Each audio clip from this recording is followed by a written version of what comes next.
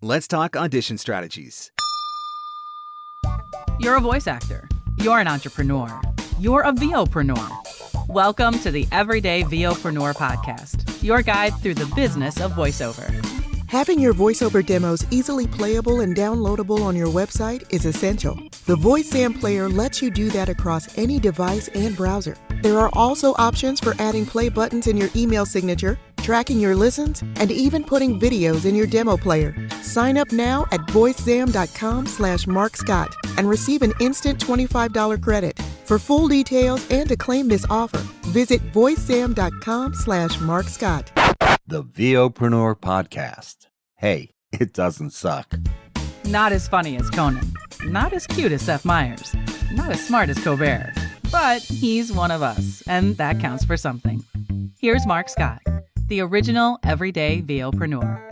Hello and welcome to the Everyday VOPreneur podcast, your guide through the business of voiceover. I'm Marc Scott, the original Everyday VOpreneur, back with more actionable, practical advice to help you grow your voiceover business. Just before we get into this week's episode, if you are enjoying the podcast, would you do me a favor and take a minute to leave a 5-star review if you're listening on Apple Podcasts? It helps other people to find the podcast, and it's nice to know that you're enjoying what you are hearing. So thank you so much for taking a minute to leave that review. So here's the deal. Over the next few weeks, I'm going to be doing what I call the online casting site series. I'm going to be interviewing a number of CEOs from some of the top online casting sites and trying to get a better understanding of those sites, how they work, and how we can do a little bit better on those sites. But part of what goes into that is your ability to successfully audition. If you are going to make those sites work for you, you have to be great at auditioning. It's a big part of what we do. And that's why in this episode, I'm bringing in somebody who is an expert on the subject of auditions to help you come up with some new strategies and techniques you can use to find even greater success when you're submitting on those online casting sites. A big part of the job for voice actors is auditioning. The more auditions you get access to, the easier it will be to grow your business. But if you don't know how to audition well, you could actually end up working against yourself. My guest today is someone who doesn't only audition a ton, but also books a ton. She's recorded over 1,000 commercials, over 100 audiobooks, as well as documentaries, e-learning, video games, and all points in between. Welcome to the show, Carin Gilfry. Thank you so much for having me, Marc. Now, I'm so excited to be here. This is actually your second time, technically, because we had a really great story from you in an early episode of the podcast that involved a closet in New York City. Oh, that's right. I forgot about that. I didn't forget about the incident, but I forgot that it was on the show. That was a classic story, so I will link to that in the show notes for anybody who wants to go back and revisit that. It's definitely an episode that is worth revisiting and a story that is worth hearing if you've never heard it before. So let's talk auditioning. Yes. To start. My favorite subject. So you're at the grocery store. You're buying milk because your kids want cereal for breakfast. You inadvertently choose the checkout line with the rookie cashier and the extreme couponer, and as you're standing in line waiting to buy your milk, your phone dings half a dozen times, each with another notification from another online casting site. And the longer that this goes on, the more anxious that you get because this milk purchase is now potentially costing you thousands of dollars in opportunities because you know by the time you get home, all of those auditions will either have 100 submissions or they'll be closed out. And you vow to never leave the house for milk again. I call this the pay-to-play mentality, and it's real. And it is legitimately one of the reasons why I stopped using the sites, because it was totally messing with my brain. How do you overcome this? Or can you overcome this? What is your strategy for those moments? Because you know that's the way a lot of voice actors feel. Yeah, I love this scenario. So I think that it is very important to be objective about your auditioning and to have a pretty good work-life balance when it comes to your notifications, et cetera, et cetera. My philosophy has always been, if I'm there and the audition pops up, I'm going to do it.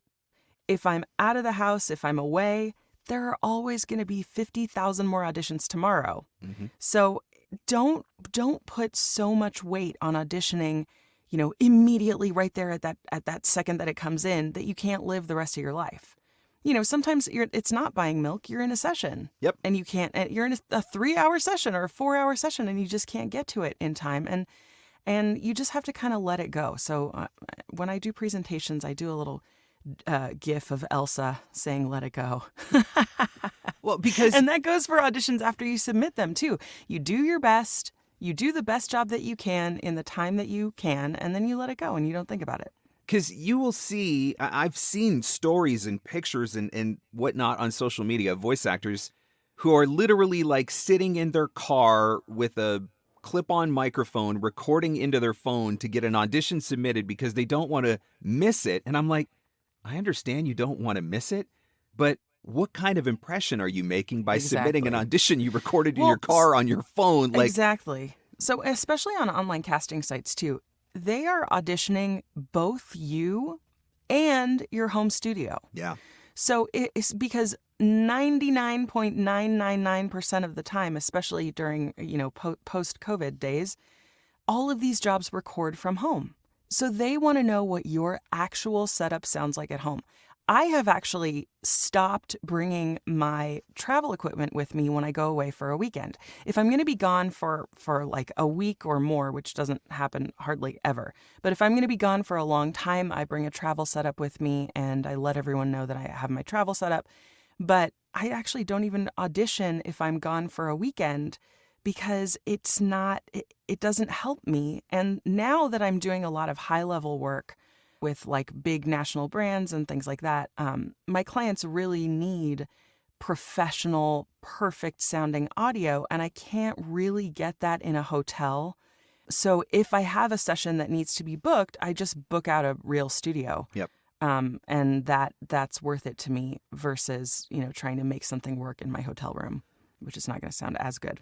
I think there really is a psychological component to this as well, where if you feel like you have to be available 24 hours a day, 7 days a week, that creates an incredible pressure. Whether you realize it or not, it creates an incredible pressure that ultimately, I think, affects the quality of your auditions anyway. Because if you get in the booth and you're all stressed out because you're constantly just thinking about having to be on, you can't even take a weekend to go and go to a theme park with your kids or something. Like, that's a symptom of a bigger problem, I think. Yeah. I agree. And I'll raise my hand as like a person who thrives on work. Yep. I wouldn't call myself a workaholic, but I definitely feel better overall in my life when I'm busy. Yeah. And I think that that's a legitimate way for people to feel. And when I started in voiceover, I was trying as best I could to get as much work as I possibly could. And I was really struggling in the beginning, as we all do, because you just haven't built your client base. You haven't really built up your business yet. But now that I am more established and I have like a really great stable of repeat clients and I'm getting work from my agents and I'm getting work from online casting sites and all of that, I feel like I can relax a lot more and really make work hours for myself. Yeah. So I have established work hours and I really don't work on the weekend unless it's an emergency. But it took me a while to get there. Yep. And it's really, you have to find the balance that works best for you. So. I'm in that same place too. I mean, I worked before I was married and I had my kids. I mean, all I did was work because I literally had nothing else to do. Like I had no life, no friends, no nothing. I worked. And I don't want to make light of this whole psychology that goes into this, with this whole milk scenario. But admittedly, for me, like my family invites me over for the day and, I'm spending a day with family and we're, having a big family dinner or something like that. And I'm sitting there and I'm trying to enjoy the conversations while simultaneously seeing all of these auditions coming in and like, that one would have been perfect. That one would have been perfect. Right. And it does start to mess with your head. So you do have to have strategies to kind of, let yourself turn it off, give yourself permission to take time off. I mean, look, nobody expects us to work 24 hours a day, 7 days a week. You shouldn't have to. But one of the things that I think that you can do, and I want to get your take on this, because if you're on several casting sites, you can literally see 50 auditions in a day. Like, that is possible if Yeah, you're on for sure. enough of these sites. So to keep yourself from getting overwhelmed and to try to keep it a little bit more manageable so that you don't make yourself crazy, what kind of strategies are you employing on some of these sites to, I guess, maybe limit the auditions that you're seeing? Yeah. So first of all, I have my budget limit set. My budget minimum, sorry. I have my budget minimum set. So I know that I don't want to see jobs that pay $50 personally. There are people who do, and that is your prerogative. And if you're just starting in voiceover, especially, I think there are great jobs to kind of get that professional experience and get your feet wet. And depending what it is, that might even be close to the industry standard rate. But I don't want to see those jobs. So I set my budget minimums on all of the casting sites to $500. So anything that's below $500, I don't even see. And that's, for me, I started at $250, and then I moved it up to $300, and then I moved it up to $350, and now I'm at $500. And so I only see jobs that pay more than that. So that greatly limits the number of auditions that I see per day. For me, also, I have a lot of agents and managers, and so I get auditions from them all day long, and those auditions are always my priority over the online casting site auditions. I also don't have, I don't get email pop-up notifications on my phone. I turned that off years ago, and I check my email throughout the day. And if I see auditions from online casting sites, my brain tends to file them into not as important as the rest of the work emails that I have coming in throughout the day. I also, my agent auditions take priority. And then after that, I see if there are any online casting auditions that are worth my time and fit me well, and I do those. If the audition is asking for an authentic 9-year-old child, can I do a 9-year-old child voice? Sure. Is it authentic? No. So I'm not going to do that one. I think that's probably one of the biggest ones, is just really being realistic about what you're actually capable of. Yes. And I think that's not just specifically age ranges, but I think that has to do with specific types of direction. Not everybody can be Sam Elliott, for example. Exactly. And also genres, right? I mean, I think particularly when you're starting out, you want exposure to everything, but the reality is you probably can't do everything. And so then you just become, I guess that's when you get yourself caught in a rut where you're submitting a lot of auditions that you probably realistically don't have a chance to book. Right. And then because you're submitting so many auditions and not booking, you start to doubt yourself and your ability. Whereas if you were being a little bit more selective, your audition to booking ratio would potentially go much higher. Does that make sense? Yeah. Christian Lance said at a past Vocation conference that we did, he was on our Working Pros panel, and he said, you have to follow your dreams, not push your dreams down a preconceived path. I like that. Which I absolutely love, because I got into voiceover because I wanted to be a Disney princess, as so many people in their 30s did, because we love Disney princesses. But, I realized pretty early on that I was not booking any animation. And most of the women who book animation have higher sounding voices, and I have a lower, warmer sounding voice. So, even though I can speak with a lot of energy and do the things that might, work in animation, I don't have a voice that necessarily lends itself well to animation.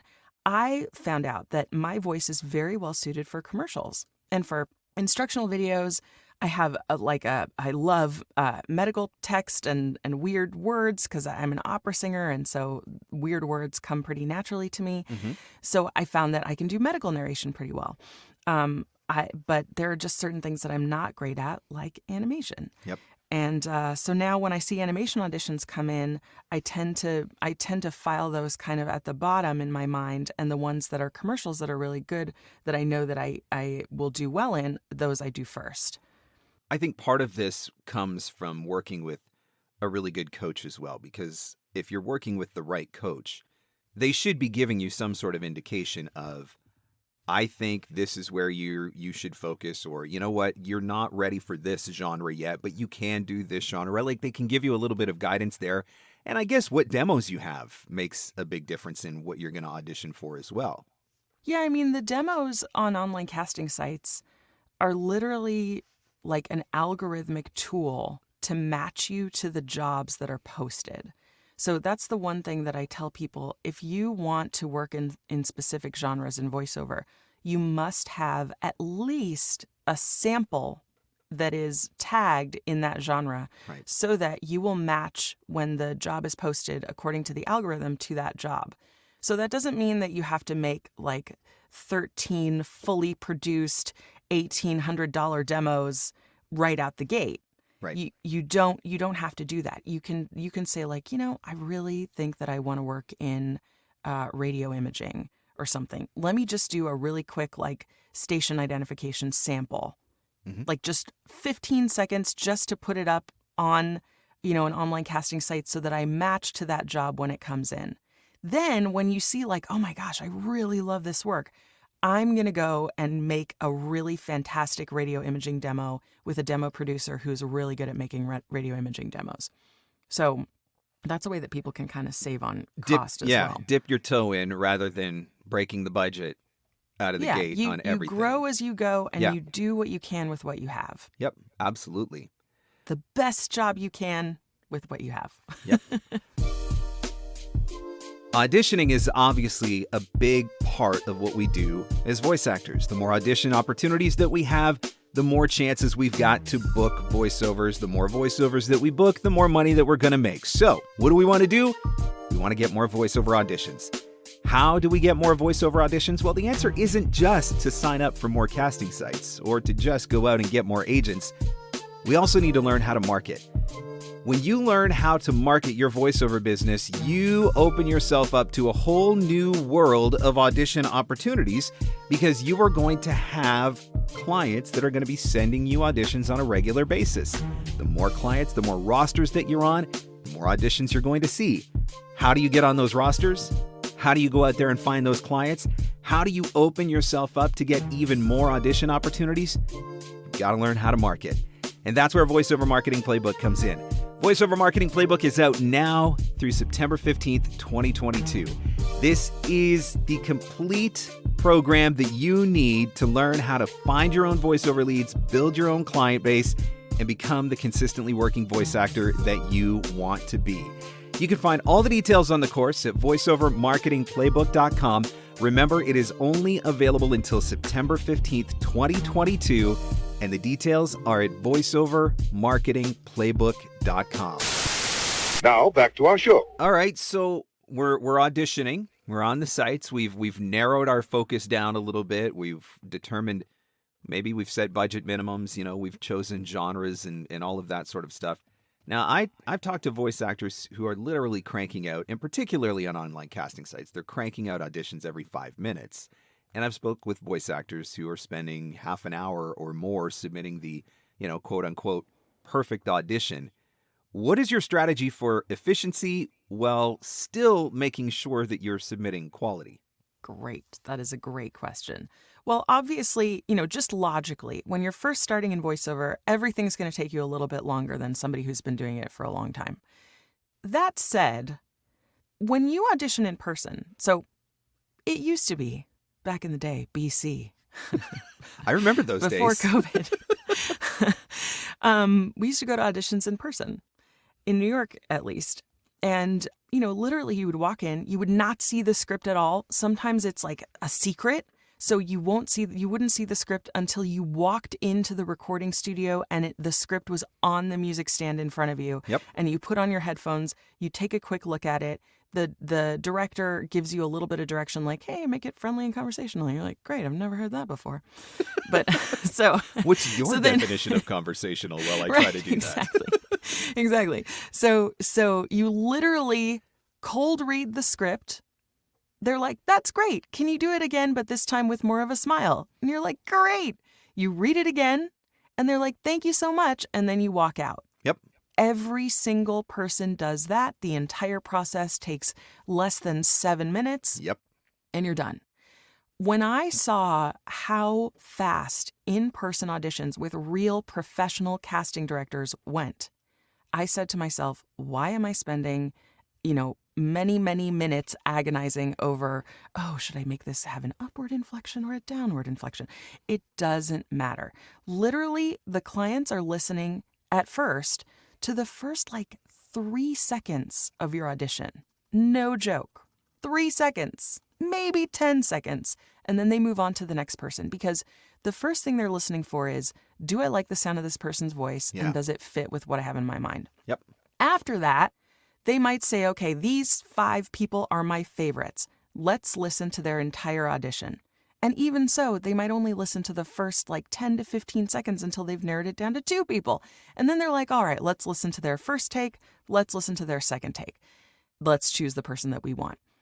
You do not need to spend 30 minutes on one audition. I typically spend 2 to 5 minutes per audition, depending on what the script says. And I do it exactly as I would if it were an in-person audition. I read the directions, I read the specs, I skim the copy, I cold read a first take. Often that's the take that I love, and then I do a second take, maybe, and then I send it off. I think it's really important for much people to hear that side of it, because I know that this is an area where people overthink. When I hear, when I a voice actor's coaching with me and they're like, I did 13 different versions. I'm like, okay, by the time you're at 13, it's too late. Go back and submit them the second one you recorded and be done with it. But I think we assume that we have to deliver perfection on the script. And I don't think that's the way it works. Because like you said, more than anything, they're listening. Is this the voice that I'm hearing inside of my head? Mm-hmm. And if they want to book you for the job and they decide to do a directed session with you, that's when you iron out all the kinks and you perfect the script, right? That doesn't mean you can just go in and wing it, right? But you can't, like you said, you can't spend 30 minutes on these things or you're never going to get enough of them done in a day to move yourself forward. So really, it's just about not overthinking the whole process, right? And trusting yourself, really, because you are the only person with your exact voice print. You are the only person who's going to interpret the text exactly the way that you interpret it. You really don't have to overthink it. If they like you, they'll hire you. If they don't like you, they won't hire you. The thing that you should spend a lot of time perfecting and making sound amazing is your home studio. Yes. More than anything else, because the reads, and yes, absolutely, go to classes, work with a coach, do lots of different kinds of auditions so that you get the practice of just recording yourself. But your home studio is really, really, really, really important, especially in a post-COVID voiceover world where everyone and everything records from home. 100%. The other thing that I think about sometimes is I have to remind myself how completely subjective all of this is, because I'm sure you've been here too, where a job has come in, you've auditioned, and you nailed it. You just know you nailed it. This script was written for me. These specs describe me to a T. This is my job. You've already started thinking in your head about what you're going to do with the money when you cash the check, and then you don't book it. And then you hear the spot later on, and you're like, what the heck? That's what they went for? Exactly. That's nothing like what they were asking. Yes. And that happens to all of us, which is just another reminder that it's also subjective. We're never really truly going to understand what they're hearing in their head or what they're asking for when they're with their directions, which is why, we've also seen audition scripts with 37 different descriptors, all of which are conflicting with one another. Yeah. Because they don't know. No, lots of times, right? They're like, we'll know it when we hear it. Right. And or they're like, we want a voice with texture, but nothing weird and out of the ordinary, but definitely something unique. Yes. And you're like, what? Yeah. What does that even mean? Doesn't make any sense. And so you could sit there and spend half an hour recording 37 takes, but at the end of the day, you're not doing yourself any favors. So just don't overthink it. The best thing to do is to just be the best version of yourself. Yep. And the other thing that when I coach people, the other thing that I notice a lot is that people try to sound like voice actors. They try to sound like what they think that, the director would want to hear because it says voiceover, voice actor. And that's really the wrong way to think about it. Yes, absolutely. Study commercials, study animation, watch all of the things that you want to book so that you know what the current trends are and you understand the style of the genre that you're trying to work in. But then be the best version of you. Yep. Don't try to put on a fake voice for your voiceover role. So what about 1 take, 2 takes, 3 takes? How many do we submit? How do we decide? Is there a strategy for multiple takes? What approach do you take to that? For me, anything that is like 30 seconds or less, I typically send 2 takes. If it's a minute, I typically do 1, a minute or longer, unless they ask for more than 1 take. And then I usually do 2 takes, but I'm annoyed about it. Because you nailed it on the first one. So it's like, why are you wasting my time? No, it's like, no, it's not that I know I nailed it. It's just that I know they're not going to listen to it. Yes, exactly. Because they've got 100 or 500 other submissions coming in. I know you're going to listen to the first 10 seconds of this, and then you're going to decide who you want to book. You don't need 2 full takes of a 2-minute script. Like, you're just wasting my time. But all right, I'll do it, and I will do it with a smile. I have heard voice actors who have said that one of their strategies occasionally on two takes is they do the first one exactly how, whatever the directions asked for, their interpretation of the directions. And then they do the second one that's kind of so out there that it actually makes the first one sound even better than if you had just submitted on your own. That's funny. You ever think about something like that? What I do, since I'm a musician, is I try to imagine 2 different music tracks playing underneath each of my takes. I like that. So I'll do one that's like an upbeat, happy music track playing underneath, and I'll deliver the read like that. And so it's just like this. And then I'll do one that, I imagine like a kind of warm bed of music and strings or something, or plinky piano music. And then I do one that's kind of like this, and it's a little more chill, but it's still happy because it's like a nice warm music bed underneath. And that tends to just, tweak the read slightly so that it's not so out there that it's completely not what the specs say, but it's it's different enough. Or if I have no idea what to do, I do the second take faster than the first. Because especially in commercials, speed is always a plus. So I do one at kind of my normal speaking, tempo, and then the second one I'll do just a couple clicks faster on the metronome, and that gives a little more energy and kind of a different read. Because we've never seen 37 seconds of copy that needs to fit in a 22-second read. Yeah, right. Room for the tag on the end or something, right? Absolutely. I really like actually the tip for imagining a different music bed. That's really smart, because that's actually something that I will ask clients for occasionally when they're asking me for an audition. I'm like, hey, do you have a music track in mind? Because that music track sometimes makes all the difference in the world for how you ultimately end up recording. And so I think that's a really, really good tip. The music is the subtext of what's going on. Yeah. So like if I say, good morning, how are you? And there's like a da da da da da da da, and I say, good morning, how are you? That's a very different feeling from good morning, how are you? And it's da da da da da da. It's totally different, even though I said it exactly the same way. The music is your subtext. So if you have the opportunity to hear the music before you record it, either in the job or in the audition, take that opportunity because it will inform your read a lot. Yeah, absolutely. So agent auditions, slate or no slate, is whatever the agent asks for. Yeah, I say default slate. If they, but definitely read through what they're asking for. And if they say no slate, then do not slate. So what about when you're doing online casting where it's almost never specified? Are you slating at all or no? Online casting, default, no slate. Okay. Because, like I said before, so first of all, the way that the site is laid out, everyone, if you're on an online casting site and you have the opportunity to look at it from the client side, please do. Because it really, really will teach you a lot about how to use that online casting site effectively. And each one of them is slightly different. But in general, for online casting sites, your name is right next to your MP3. So, and it's like your first name, and they just click a play button that's right underneath. Yep. So they see your name right there, and they're listening to sometimes like 100 auditions. They want to be able to hear, every day, we make the world a better place. Every day, we make the world a better place. Every day, we make the world a better place. Jane Doe. every day, like already I'm annoyed with Jane Doe Absolutely. Yep. because it's interrupting my workflow of listening to all these auditions. So don't slate for online casting unless it's specified that you do, which it almost never is. I was going to say, I don't know that I've ever seen it, but. But for agent auditions, because you have no idea the way that the casting director or end client is going to be listening to those auditions, you don't know if it's going to be in a Dropbox folder with your name, or you don't know if they're going to be listening to it in a room with 5 other people sitting there and they're just listening and they have nothing in front of them. You don't know if all of the auditions are going to be thrown into one email, Yep.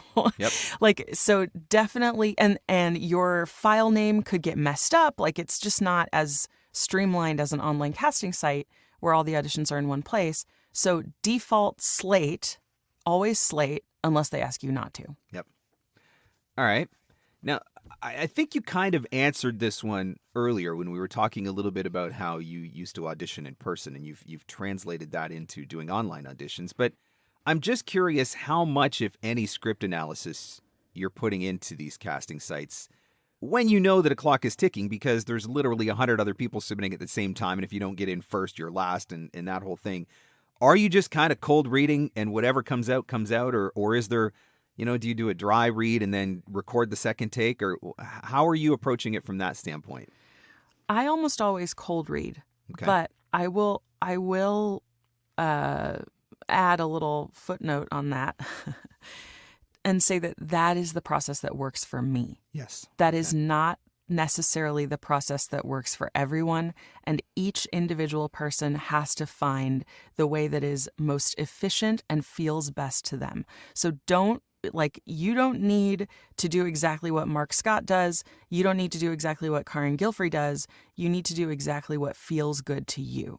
So if you really resonate with taking your script, doing a quick once-over, marking it up, recording it, doing one practice take and then recording, and that's the process that feels best to you and gives you the best outcome, absolutely do that.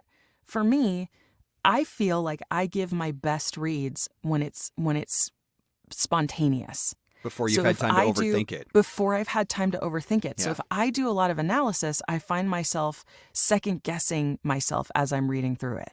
Obviously, if I make a mistake, or if it's just not right, or I understand the joke of the commercial in the middle of the commercial, I'm gonna stop and go back to the beginning. Yep. Often my second take is better than my first, and so I put the second take first and the first take second.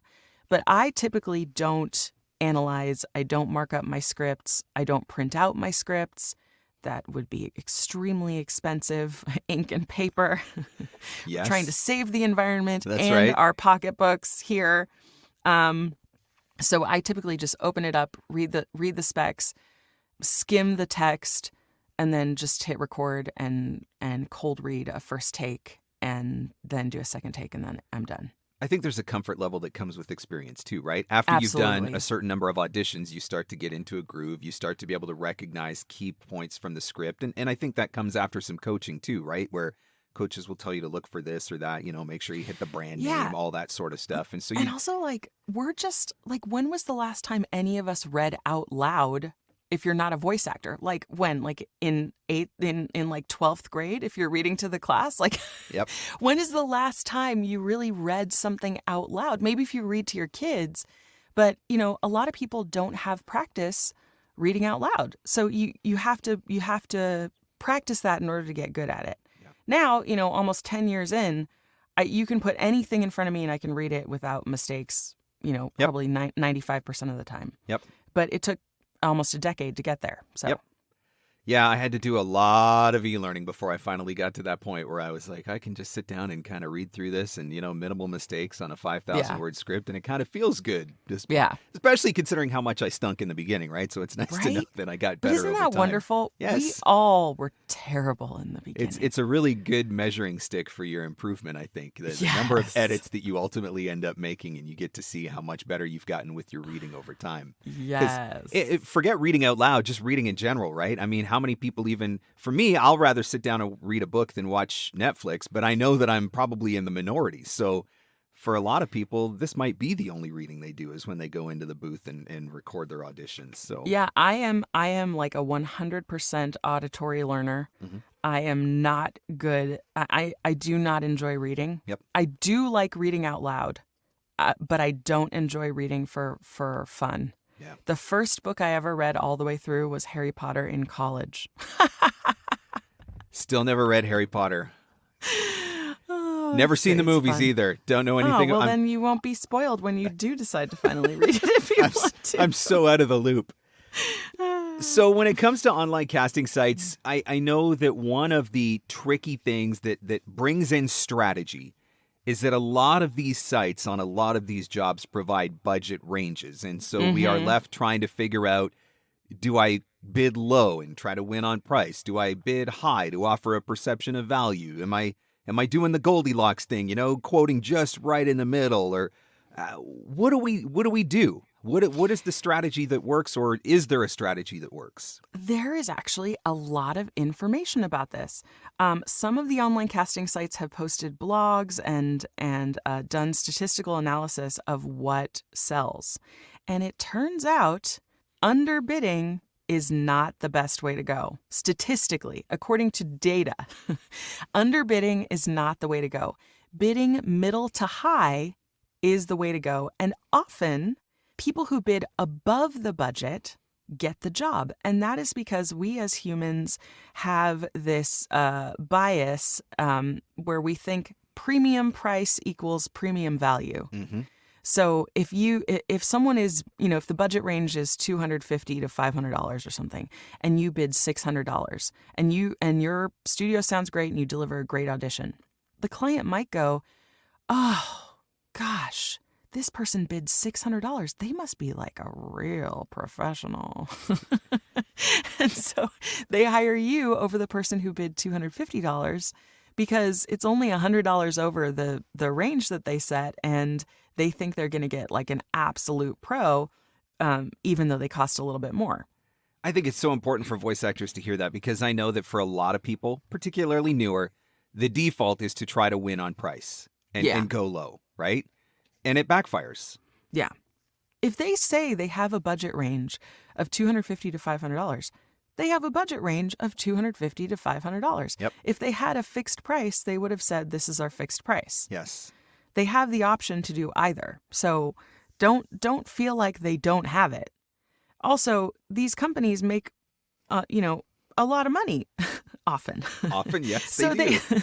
so they have the budget. They have the budget to be able to hire a voice actor and do it right.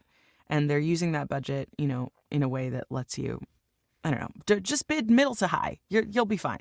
I think it's really important for people to be reminded of the fact that, look, if the range is 250 to 500, it's because they're willing to see quotes in that range. And like you said, if they were looking for 250 or lower, they would have just set the budget, a fixed rate budget of $250. Yeah. Which some jobs do, but most of them have that range. So trust yourself, know your worth, right? Pay attention to fair market value for rates. Absolutely. Because honestly, if you're only winning clients because of lowball offers, is that really the client base that you want to build your business on anyway? No, you want to work smarter, not harder. Yeah, exactly. So this question might be impossible to answer, but I am curious to hear what your take is.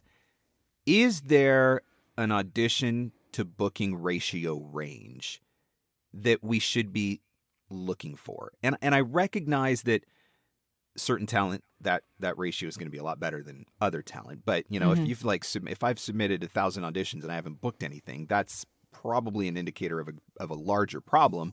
But if I'm booking, I don't know, 1 out of every 30, it's like, you're doing really well. And maybe you don't realize that. So is there kind of a ratio that you are aware of, or that you kind of pay attention to? That's a really good question. My initial response was going to be, no, there's no ratio. But then you said 1,000 auditions and 1 booking, and that doesn't sound good. So, I think it really depends on who you are.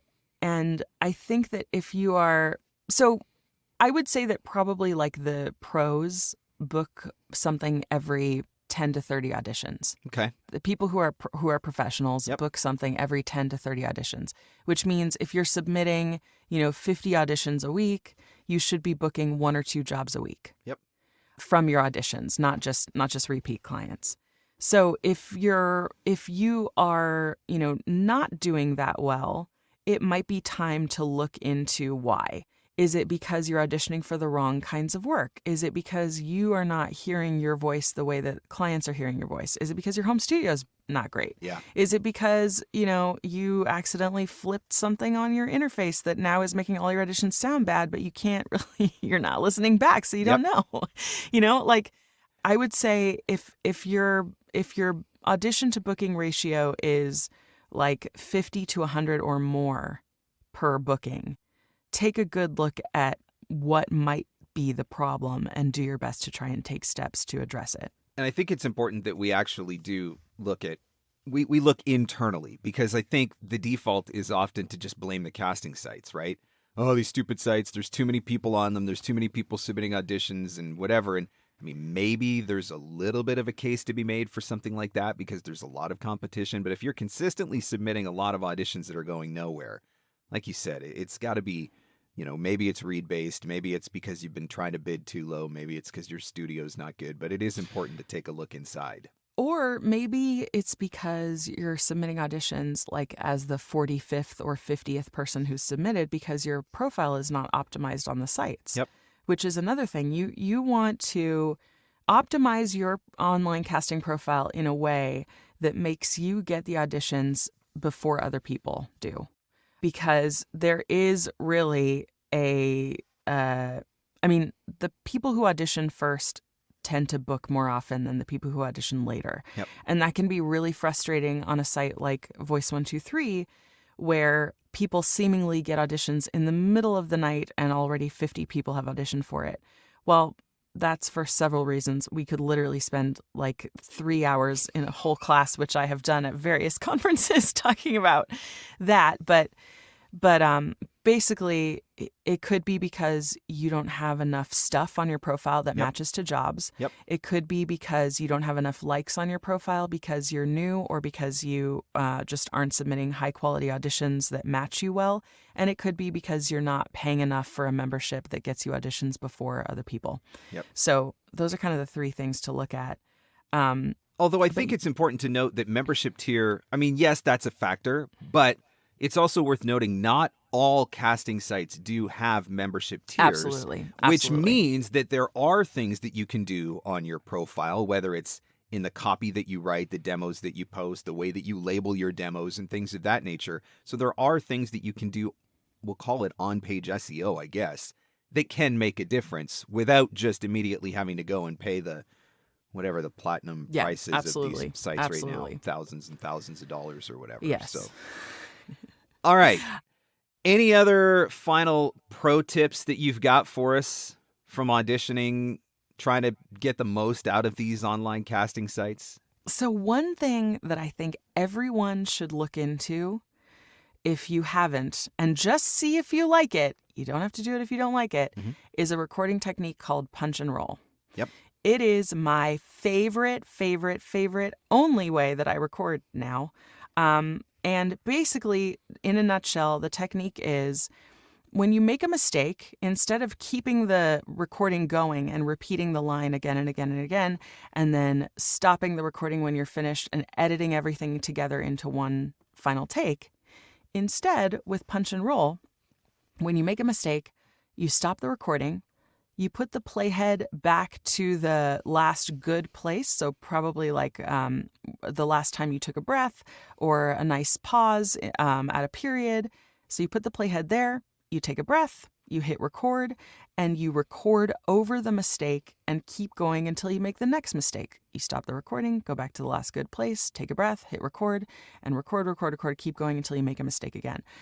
For me, that saves so much time because at the end of the initial record, I have a fully clean file that doesn't really need editing. Nice. And for me, because I'm a singer, I kind of treat all of my reads like music. I tend to take a big breath and then go and go and go and go and go until I have to take a breath again.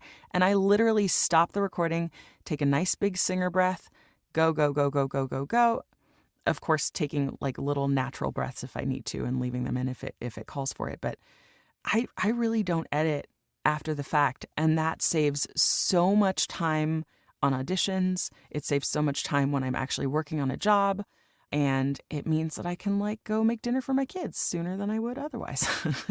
This is one of the things where the more that you do it, the more that you will find efficiencies in it. Yes. Right? I like to compare it to driving a stick shift where like at You're first freaking a lot of people out right now. Oh my God. Yeah, no, it's like, oh, what do? I hit the clutch and then I slowly let it off and I put it into drive and then, oh no, it's stalled. Right? Like, but then eventually people who've been driving stick shifts for a long time, it's like totally second nature. And when they drive an automatic car, they accidentally put their left foot down when they do. Yep. When there's nothing there.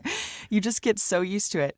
The other thing is learn your keyboard shortcuts. Yeah. Like 100% Yes. learn your keyboard shortcuts instead of using your mouse and a menu to like find record or cut or, move or whatever. Just learn the same way that you have keyboard shortcuts in a word processing program, you have it in your DAW, in your recording software. So learn your keyboard shortcuts. If it seems like there's a faster way to do something, there probably is. Yep. Because look, if I know on the casting sites, not everybody necessarily gets the auditions at the same time. But a lot of people get the auditions at the same time. And there's a reason why the people that are first are consistently submitting first or second or fifth or whatever, right? And part of it is because they've found efficiencies. They've figured out ways to get their auditions done and online a little bit faster, and that makes a big difference. So figuring out some of that sort of stuff certainly helps. Yes, 100%. There's one more thing we got to talk about because I'm very curious about this. What is Vocation Cancun? Yes! Oh, we're so excited about Vocation Cancun. So first of all, Vocation is a conference that is completely 100% dedicated to just the business side of voiceover. So not performance. You won't see classes where you have like a commercial coach, teaching you how to be more conversational. Instead, you will see classes with a prominent casting director talking about like how the casting process works behind the scenes, or someone who's really great with taxes talking to you about how to maximize your deductions as a small business owner, or people talking about contracts, or all kinds of like behind the scenes business related stuff. So this year, or in 2023 rather, we will be holding Vocation in Cancun at an all-inclusive resort. And all-inclusive means food, alcohol, non-alcohol, room service. We're going to have like parties every night. And during the day, over the weekend, we'll have classes with all of the most amazing business pros in the industry. And it's going to be just awesome. I'm excited. This is really unique. It's very unique. And, one thing that you'll learn if you go to a tax deduction class at Vocation is that any conference. Oh, here we go. Here's to, the secret sauce right here. It's true. If you go to a conference for professional development and you're going for your business, that is tax deductible. Yep. So, we thought one of the most amazing things about voiceover conferences that I absolutely love is the people there. And like just spending time with your colleagues in a fun setting. And so we thought, like, wouldn't it be great if the fun setting wasn't just the hotel, but like the whole atmosphere of the place where you are? So Cancun is like amazing. Beaches and pools and taxes.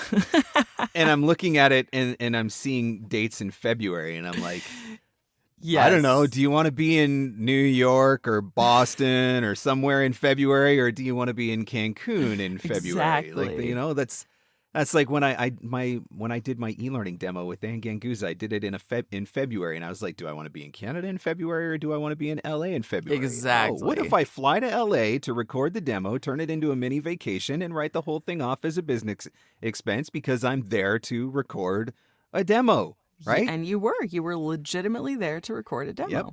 I love it. All right. So if somebody wants to find out more about Cancun 2023, what's the website that we got to go to? Yeah, you can go to vocationconference.com and check it out. It's all there, including our awesome speaker lineup and a link to buy tickets, and it's all there. All right. I will make sure that goes in the show notes. And if somebody wants to connect with you, where do we go to? You got a website that we can look at or social media? Yeah, my website is caringilfry.com. Okay. Literally Carin, like Carin, like car in the garage. All right. caringilfry.com, and I'm at Carin Gilfry on all my socials. And you can check out our Vocation Facebook group.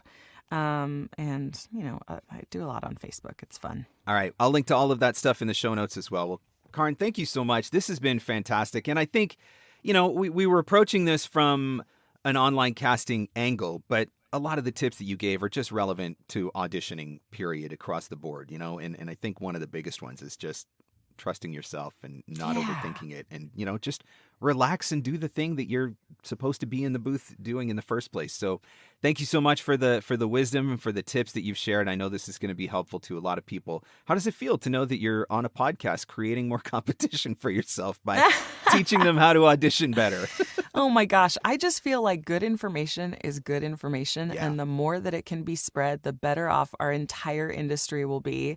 Yes. And so I am always very generous with just making sure that everyone is taken care of, because I remember when I was starting and it was hard, man. Yep. And it's still hard. It's in some ways harder. So the more that I can support my friends and colleagues, the better I feel about everything all around. Bring on all the competition. I love you all. There's enough work for all of us. I always said when I was starting out, it felt like there was nobody to turn to for advice. Yeah. And now it's the opposite end of the spectrum where there's so many people to turn to for advice, but not all of them can be trusted. And so now it's trying to navigate and figure out who the right people are that give the good information so that you know that you're getting good information. So thank you for your willingness to share. I certainly appreciate it. The website again is vocationconference.com for Cancun 2023, and I'll throw that in the show notes again if you want to check it out.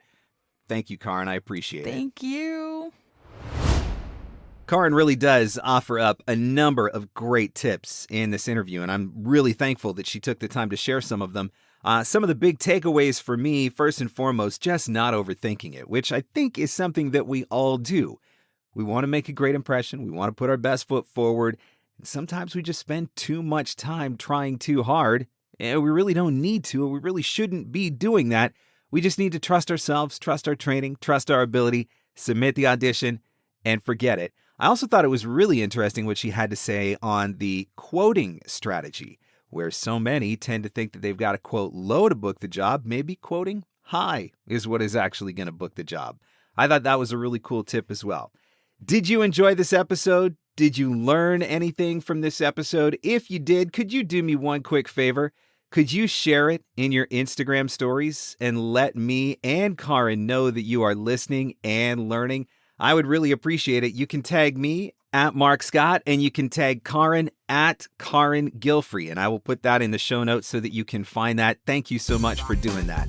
Hope you enjoyed the episode, and I hope you're looking forward to the online casting site series, which starts next week. Thanks so much for listening, and I'll catch you on the next one. The Everyday VOpreneur Podcast. Available everywhere fine podcasts are given away for free. Mostly, we think. Having your voiceover demos easily playable and downloadable on your website is essential. The VoiceOver player lets you do that across any device and browser. There are also options for adding play buttons in your email signature, tracking your listens, and even putting videos in your demo player. Sign up now at voicesam.com/Marc Scott and receive an instant $25 credit. For full details and to claim this offer, visit voicesam.com/Marc Scott. And scene. And that's a wrap. Thanks for hanging in. Thanks for hanging out. Want more VOpreneur goodness? Jump online at VOpreneur.com.